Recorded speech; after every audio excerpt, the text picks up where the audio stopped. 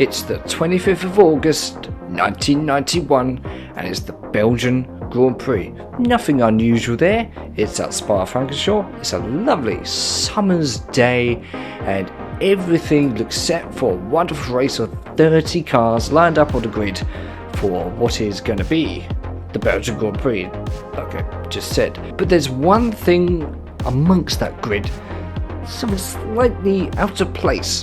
One man sat in a nice green car amongst that field in 7th place, named Michael Schumacher.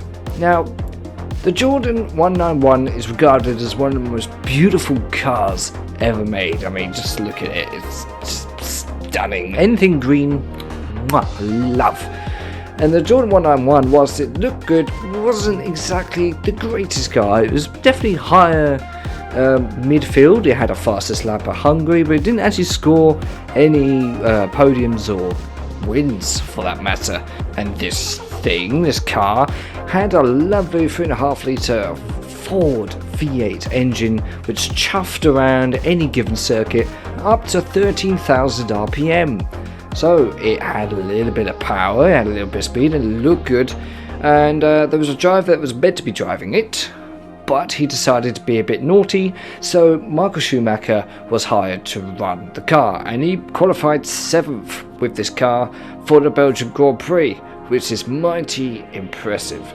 However, shortly after the start, things went wrong just shortly after Air Rouge, and his clutch failed, and retired from the race on the Kemmel Straight, and that was it. That was his debut race over. And no one ever heard of Michael Schumacher again. No, well, I don't know what happened to him, but just DTM, I think. But I'm here with a question.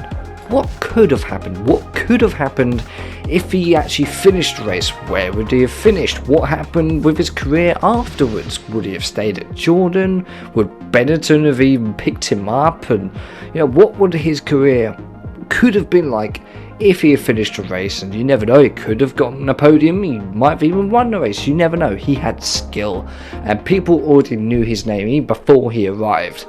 So I'm here to find that out. Now we're using our wonderful Assetto Corsa, once again, since that's pretty much all I do on this channel, to find that answer. And obviously instead of Michael, it's me. Yeah, I know, right?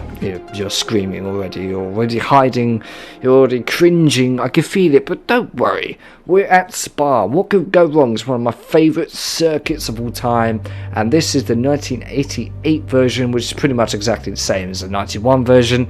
You've even got road markings, because back then it was still public road. Most of the circuit was still public road, so you've got road markings. It's looking slightly different. You've even got the old bus stop chicane, which is just really cool. You turn left and you turn right, it's just scream out, there you go. A little bit different, and I'm 50-50 which one's better, but we're here to find out. We've actually got a full grid of 30 cars, because I did a test recording and it did actually work miraculously. We've got 30 cars on the grid, right from McLaren down to footwork. So what could possibly go wrong? So let's find out what could have happened if Michael Schumacher hadn't retired at the 1991 Belgian Grand Prix. Okay, so we're on the grid now, as you can see. We're at Spa. We've got some wonderful Benettons and McLarens and Ferraris, and another Benetton there. We're on the grid now, and as you can see, look at this stunning piece of work. And as you can see, my head's moving. There's me, that's not actually Michael Schumacher, but you're noticing this is Spa. Just look how different it looks already. I'm actually holding a microphone like I'm doing the Martin Bundle grid walk. Let me hang on. So what do you think of the any prediction? Okay. Let's move down then. This is a little bit awkward. I've got a lot of cables around me. It's a little bit hard to move. But as you can see, there's the rest of the grid down there. You've got some Tyrrells, Leighton Houses, Minardis, Brabhams, and there is a Williams all the way down there, but you can't see that. It's a little bit glitchy, I do apologise, the sensors are struggling to track me, but as you can see, look at this wonderful car. 7 Up, you've got Tic Tac, you've got all the classic sponsors, We've even got the same tyres as all the other grid, because all of these cars that you're seeing on the grid, except for the Jordan, are all ASR Formula. This is virtual racing cars. So all of these cars, I'm not too sure if this one's still available on virtual racing cars, I'll have to check that out. But all the cars you see here are available for free. So you can download them, try them out, and they're immensely fun. I love doing 1991 cars, they're just brilliant. I've pretty much driven every single one of the cars that you see here. They're absolutely fantastic. I love this era. And yeah, there's a Tyrrell there as well. And Ligiers, Lotus, Lambos, Footworks, and all that kind of stuff. Absolutely incredible. And as we go around the laps, we've got 6 laps to do. We'll go around and we'll see, you'll see the differences, and some of them are quite big, some aren't so big at all. But we're here to see what I can do with this Jordan 101 against the likes of Senna, Berger, Prost, Lazy, PK, and so many others. We've even got Martin Brundle down there somewhere. I think that might be him right there, or was that Mark Blundell? Because you have Blundell and Brundle for the same team. Strange. Anyway, you've got to be aware of that Minardi. The Minardi is actually quite quick. So, it'd be cool if I could just walk over there. But I'll be walking into my wall. Anyways, let's get on with the race. Right, lights are about to go here at Spa-Francorchamps for the Belgian Grand Prix. Michael Schumacher, what can he do? Let's find out. We're away decently. We run up to La Source, which is slightly different. Got position back. We cut off the Benetton, a little bit contact there. Michele Alboreto is already out. That's a Footwork. Probably one of the slowest cars on the grid, so won't be too missed. But here's Air Rouge and Radion. Wait for there. You have to lift off slightly in these cars.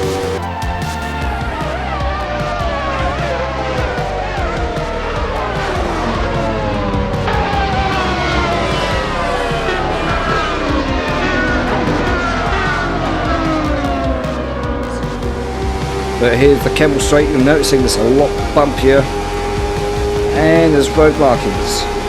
Right, let's pull around.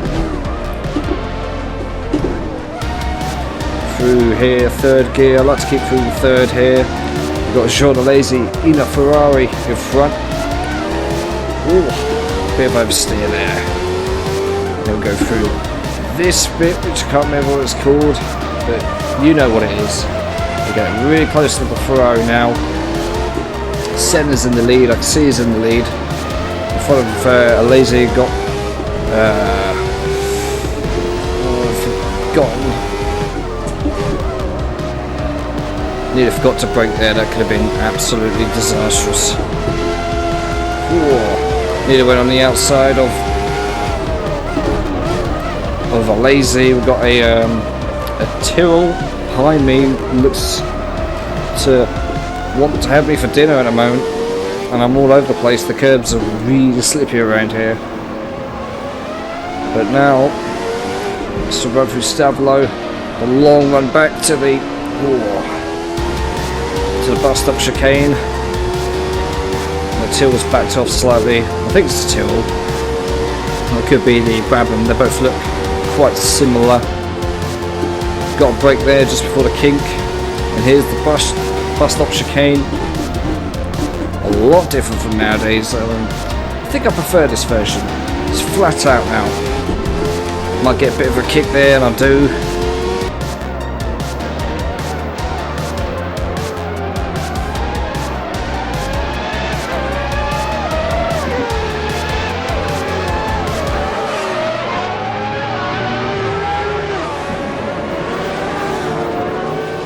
The rear, but still in P7, which is good. Keep it tight there, that's good. Keep our position. That Tyrrell's still behind me. Didn't actually check to see who it was. I just wanted to check what position I was in. Right, Air Rouge again. We've got the sparks in that Ferrari. Got slightly wide, but it's okay. We've got a good launch. Might be able to take him. We do. Oh, gone to the grass. Johnny Herbert's out in the Lotus. Mick Hackman's also in the field somewhere. Gotta let him go. Roberto Moreno is out. I think that's the Benetton. I didn't notice any Benetton off, so that might have been behind me. That Tyrrell's still by me. Might be Nakajima. Oh god. See, the view is slightly obscured by this dash and this nose. It's quite big. Spotted a Leighton House in my mirrors as well. Hopefully they don't dive bomb me, they don't leave me alone. Right, full throttle now. Let's try and get past the lazy by the end of this lap, I think. I can see the Benetton in front of him getting away from me. I'm not too sure who's in the lead now. It's probably still Senna. He actually won the race. Of course he did. In 91 he won the championship, Senna. There's a bit of lift coming out of there, but we've got a very good exit. But the Ferraris are quick on the straights. This could end absolutely disastrously. I predicted it. Still spinning, still spinning. Oh dear. Oh god. Yeah. Okay, we're good. Oh, we lost a lot of positions there. We've got the Williams of Riccardo Patrese behind me. So don't feel too bad. Oh, there's a massive crash here. There's our teammate. De Cesarus in the other Jordan. He's out at the bus stop. Right. Now this is a bit more realistic. P14. Whoop. And it is Riccardo Patrese. Oh no, we've got Nakajima in front of us. We've got to remember, the Williams behind me has a semi-automatic transmission and paddle shifters. Far ahead of me. I'm still here in my H shifter. Sean Lazy's out. I wonder what happened. See, I kind of knew I should have backed off already, but I wanted that position desperately. Oh, went slightly wrong there. Martini is also out. That's the Minardi. How am I remembering this stuff?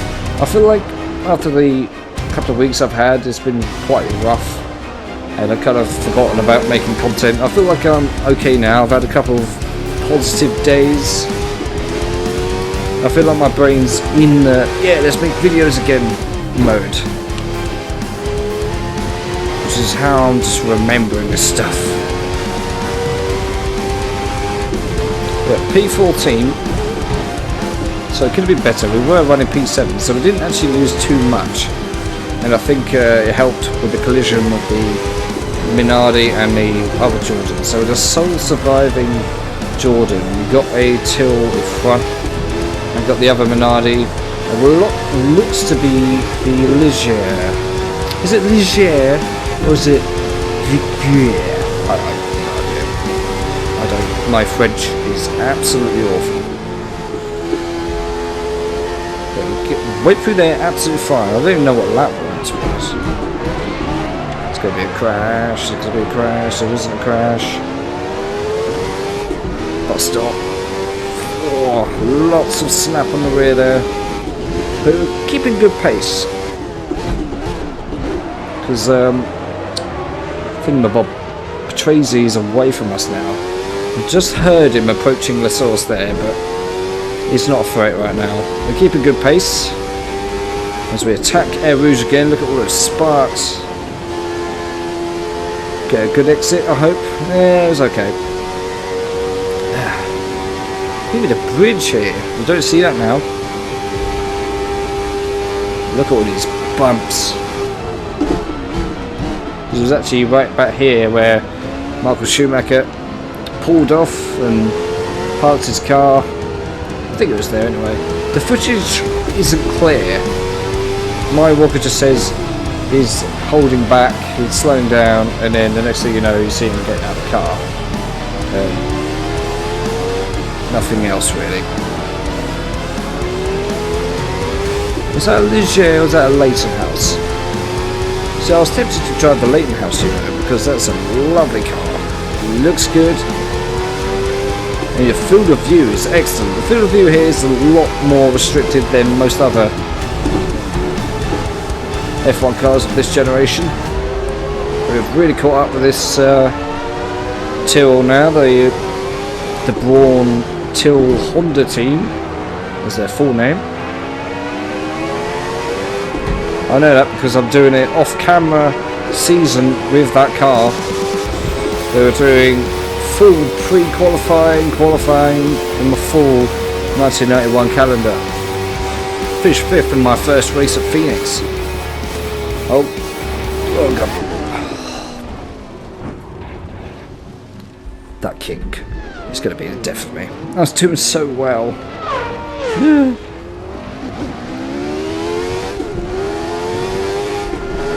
Right behind me. Who's this? Is it a Dallara? It is a Dallara. No, it's not. It's one of the Lambos. That just goes to show how far behind we are. P17 now. Oh, it's going so well. Oh well. It's a difficult track. It's not easy. Especially that kink can really hurt you. Especially in cars like this, if you're not careful, you need to touch the brakes and then foot to the floor when you're about halfway through it. And yeah, then you'll be fine, but sometimes that can go wrong. As displayed here. Oh well, I'm not afraid of making mistakes. We're here to find out what could have happened, and well, this could have happened. Hypothetical history. It's like the man in the high castle. It's hypothetical, although it's a bit more sci-fi.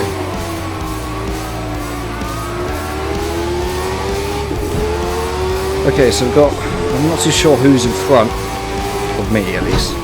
I know who's in front, it's going to be Senna. I think that's a Dallara.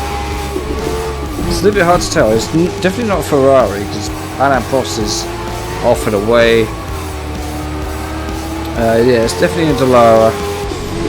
I love how in previous videos I've got the Dallara confused with Ferrari. But commentators as well. At the start of 1991 Brazilian Grand Prix, a Dallara went off and James Hunt confused it with a Ferrari. And I've done the exact same thing. So that goes to prove I have expert, you know, I'm just an expert. Leave it alone, chum. Really got to brake hard there. Is this Riccardo Patrese again? In the Williams. He's really struggling today. Whoa. Slidey, slidey. I really don't know why that footwork retired because it did the exact same thing in the test recording I did before doing this one. Just instantly retired. It'll be interesting to see the replay. Right, let's go get a good exit and try and overtake Patrese and the Dallara. I'm not too sure. It might be JJ Letho? Right, good exit. Here we go.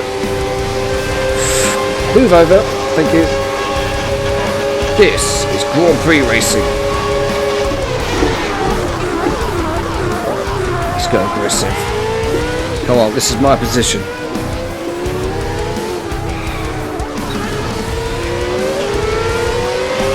Right, we might have to deploy late brake, and it worked. It's still right behind me though. Yeah. Now we've got the Williams FW14 of Riccardo Patrese. So it's been battles throughout. I've enjoyed this race. Racing in these cars is never dull. I don't think I've ever had a bad experience. Apart from crashing, of course. God, sucking forth. Is that the clutch going? No. Please. It's not really. He could have done. I'm going to do this race for longer actually. Shame, I should have. Thought you were going to break that. Now Dallara is going to be right on me. Right, let's try and not mess this up again. The last lap. You can do this, Jack. Brake. And there we go. It's fine. Can we try him? Try him for the bus stop. Lunge. Ooh, it worked. There we go. That's how you make an overtake in 91. And a final position, P15. Okay, that's not so bad. And yeah, I don't know who. Is that Larini or Linguini? That went okay. I mean, they had a couple of mistakes. Let's find out who won. Now, I feel this car, whilst it's not as quick as other cars, it is very stable. Taking it around here, you don't really experience many issues except for driving errors. Excuse me. So, if you really want a good fun experience, download all these cars and give this a try. Excuse me. This is how you win, boys. Oh. Okay, sorry, Senna. Sorry, everyone. Sorry. Just want to find out who won. I got Delara. For God's sake. Got Delara right up here. We have a Benetton. We got Williams here. Could you move out of my way? If you want to slow down the footage, goes to show how good I have been. There's Nigel. So I think the winner is up here, and I think it's Alain Prost. Let's go and find out. And it is. Can't see any other cars. Here's our winner, ladies and gentlemen, Alain Prost. You try to go through on the inside. Oh, anyway. Anyways, that was 1991 Belgian Grand Prix. I hope you've enjoyed as we sit here and watch all the other cars run by. Where's my microphone? Top fun. Yeah, I hope you've enjoyed. This has been very fun. I want to do more videos like this where we explore hypothetical things and that kind of thing, especially around the 90s. I am hoping to do 1997, sort of era of car, of race. So yeah, if you want to see that, do let me know and suggest some other content that I could potentially do.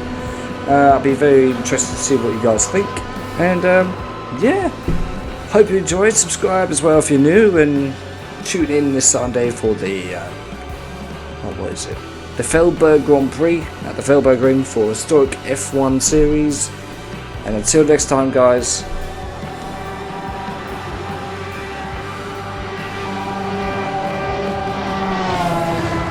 Stay safe out there and do whatever you're doing.